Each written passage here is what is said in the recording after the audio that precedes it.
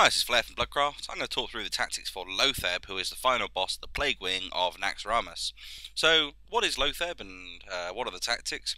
Well, Loatheb is basically kind of your anti-healing or anti-healer boss. He'll throw up an aura, which lasts 17 seconds. He'll throw it up every 20 seconds that blocks all healing. So basically, for every 20 seconds in the raid, you only have 3 seconds to heal the tank, the raid, and yourself.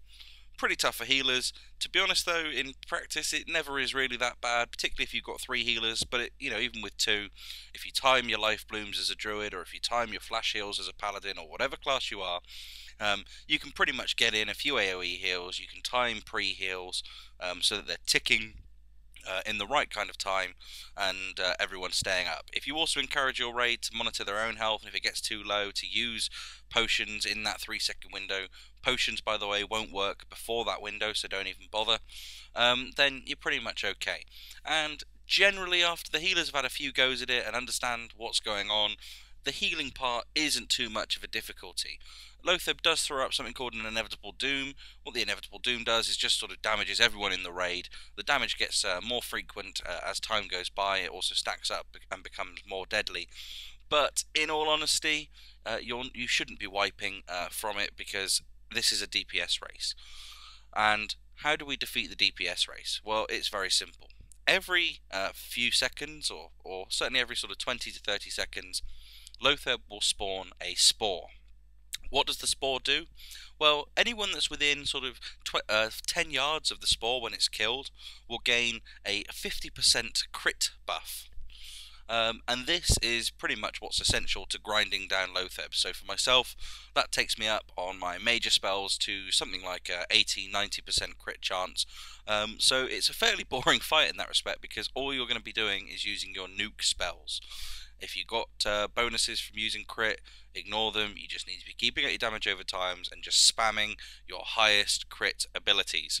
Here you go, you can see that my group leader has seen a spore. I've run to him. I've now got that 70% buff.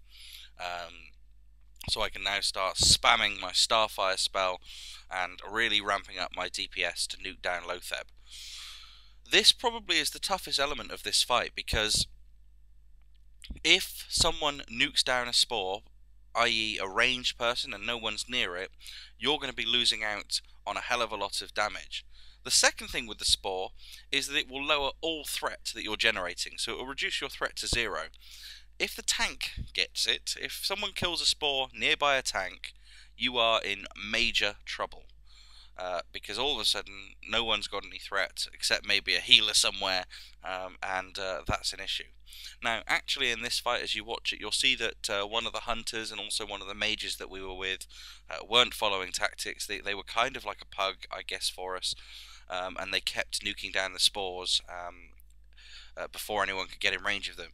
It didn't matter. I think at this stage of Naxx we were fairly well geared and could probably take him down without that additional crit. But you know, in an ideal world, you're going to be following tactics even if you are better geared, and don't necessarily need to. You can see me opening up my character page just to check my crit percentage. It's sort of like a way I can gloat to myself about how nice it's looking. Otherwise, that's pretty much it for the Loatheb encounter. You do only need 1 tank, so what I recommend that you do is split your group into 2. So you have a group leader for group 1, who will be your highest DPS members, and the group leader here would typically be your highest melee DPS. As soon as the spore forms, this guy's going to do a raid warning and say, everyone in group 1, come follow me, and spank down the ad.